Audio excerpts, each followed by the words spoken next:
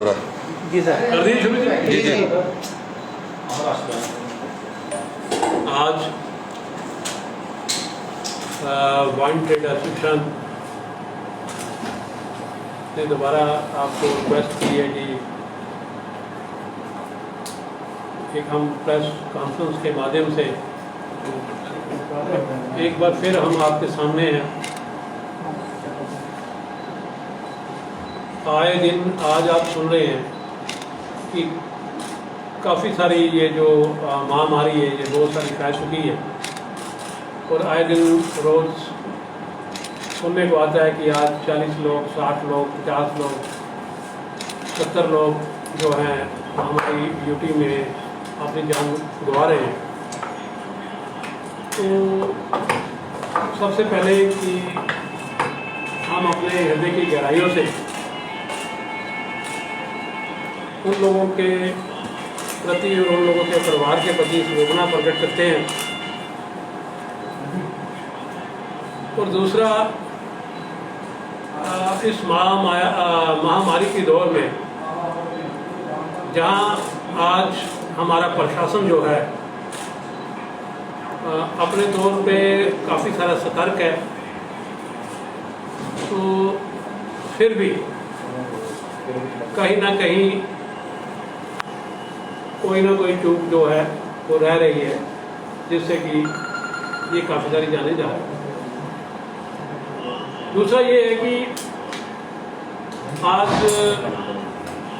जैसे कि एलजी साहब ने एक नई अनाउंसमेंट की है कि कोई सक्षम करके कोई उन्होंने स्कीम निकाली है कि जो लोग अपना ब्रेड बटर जो है वो कोविड की वजह से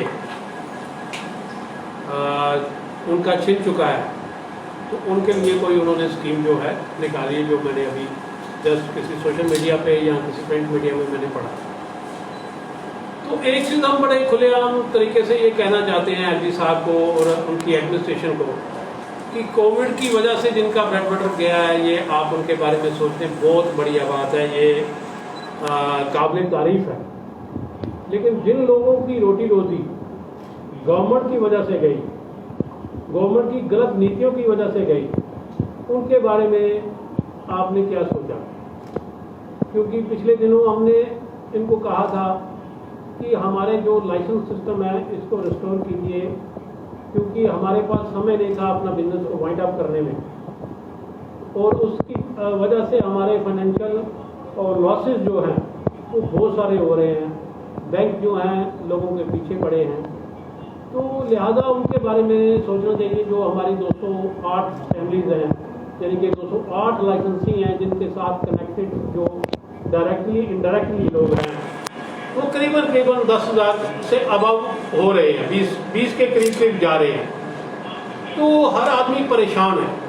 तो एक ये प्रेस कॉन्फ्रेंस करने का आज एक ये था कि एक आप सुन रहे हैं कि आज दिनों जो बाहर की शराब है वो धड़ल्ले से यहाँ बिक रही है। तो मैं आपको ये याद दिलाना चाहता हूँ और गवर्नमेंट को भी याद दिलाना चाहता हूँ कि पिछले वर्ष जब ये कोविड आया तो उस वक्त के ऑफिसर जो थे, मैंने पहले भी अपने एक इंटरव्यू में कहा है कि वो इतना अपने आप को इतनी हाई रेट कर रहे थे कि जो कर रहा हूँ मैं ठीक कर रहा हूँ, लेकिन वो गवर्नमेंट की आंखों में भी धूल झोंक रहे थे और लोगों की आंखों में भी धूल झोंक रहे थे। और इतनी धड़ल्ले से शराब उस वक्त पंजाब की बिकी। और मैंने पिछले इंटरव्यू में भी कहा और हम सब ने ये इसको अप्रिशिएट भी किया, जो हमारी पुलिस है जो इसके लिए काम कर रही है।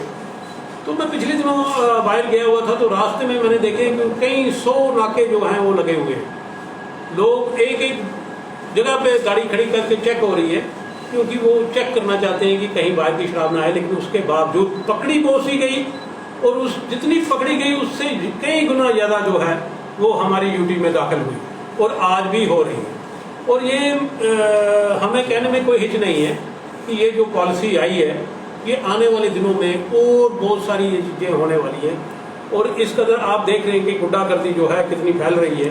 कल भी एक मैंने किसी मीडिया पे, सोशल मीडिया पे रात को सुना कि किसी ने वाइन शॉप खोलने की कोशिश की है और किसी ने ऑब्जेक्ट किया है और जो सरकार है उन्होंने उनको एनओसी दिया है, लेकिन किस बिना पे एनओसी दिया? जब हमारे से एनओसी लिए जाते थे, हमें दिए जाते थे, तो काफ़ी सारे पैरामीटर को क्रॉस करते हुए दिए जाते थे, क्योंकि लोकल लोगों के सेंटीमेंट भी हैं, वो वहाँ पे देखने हैं जहाँ पे उनकी वहाँ के एरिया में दुकान खुलने जा रही।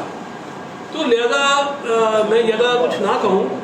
एक तो मैं हमारी ये गुहार है कि हमारे जो लाइसेंस हैं वो रिस्टोर किए जाएं, और या नहीं तो कोई ना कोई जो रिहैबिलिटेट करने की कोई पॉलिसी हमारे लिए लाई जाए, ताकि हमारे ऊपर जो कर्ज हैं, हमारे बच्चे पढ़े लिखे हैं और जो कि काफ़ी हाई क्वालिफिकेशन जो है उनके पास है, तो ये गवर्नमेंट ये चीज़ें नहीं करनी चाहिए उसको कि एक आदमी को भी अनएम्प्लॉयमेंट जो है वो बढ़ी है, इससे कम नहीं हुई, आपने किसी को एम्प्लॉयमेंट नहीं दी।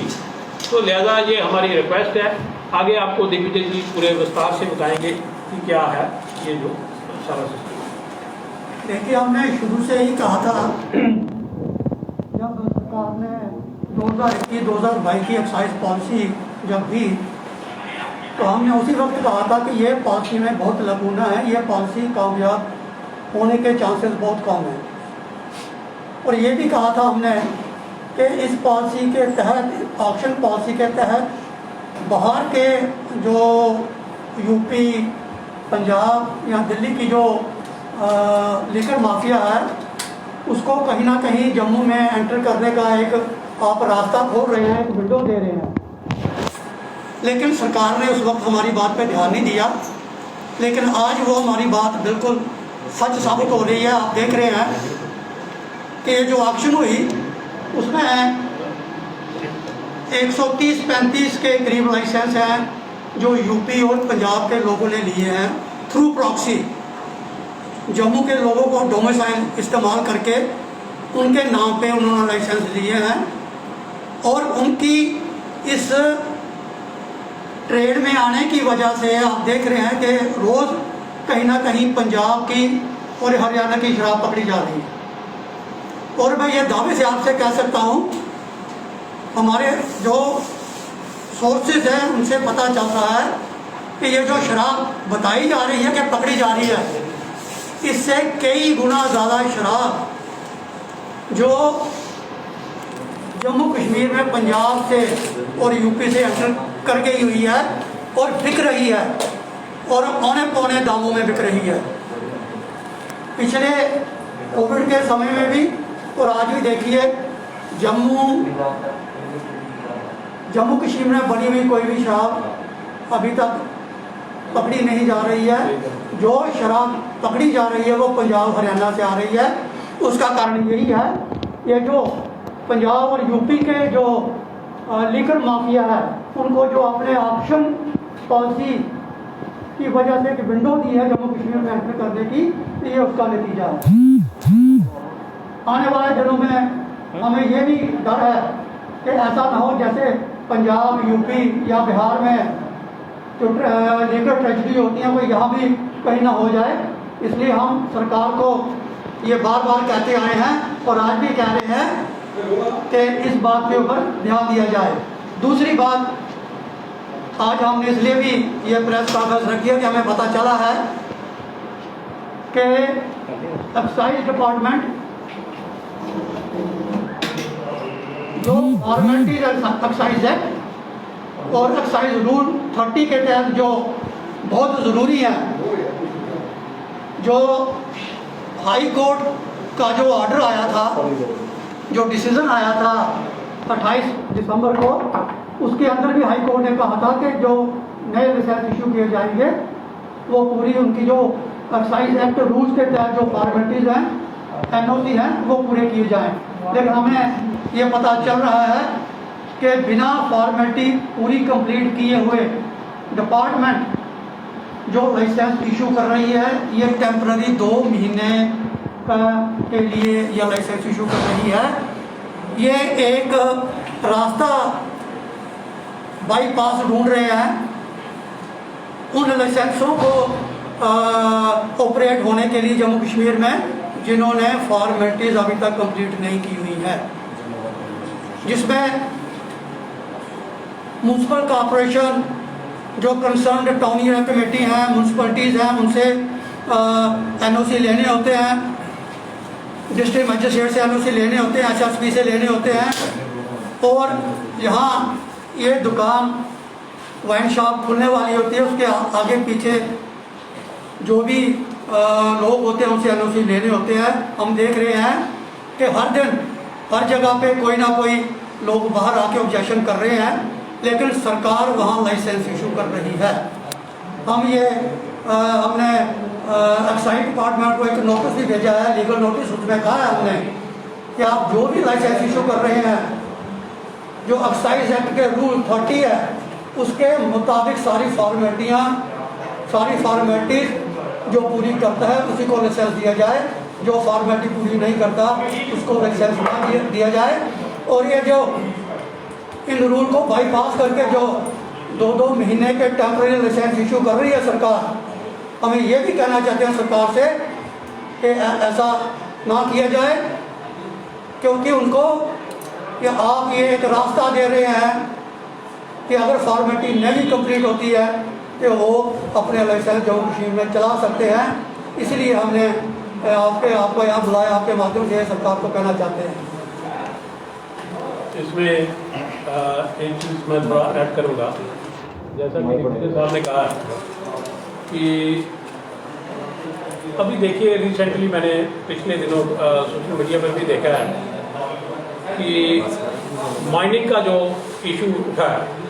पिछले दिनों कोई वहाँ पे एक कोई गुंडा एलिमेंट जो है वो अपना वेपन डाल के वो चीज़ें कर रहे थे जो माइनिंग के लोग थे। और आज ये वही लोग हैं इनके पीछे जिन्होंने ये सारा काम किया हुआ है। और हमें कहीं ना कहीं ये लगता है कि जम्मू के हालात ख़राब करने में हमारी जो एडमिनिस्ट्रेशन है उसने कोई कसर नहीं छोड़ी है। एक पीसफुल तरीके से लोग यहाँ पे रह रहे थे। आप देखिए कि हमारी जब तक ये वाइन शॉप चलती थी कहीं भी कोई ऐसा इंसिडेंट नहीं हुआ। अगर कहीं छोटी मोटी कोई हुई तो वो सेल्समैन के साथ थोड़ी बहुत हुई होगी, अदरवाइज बड़ा पीसफुल ये सारा सिस्टम चल रहा था। तो हमारी गवर्नमेंट के आगे ये गुहार है कि आप वो जो सिस्टम समूह सिस्टम था उसको शुरू कीजिए, ये पब्लिक को ना हैरास कीजिए ताकि पब्लिक जो है इस माहौल में आके तंग ना हो।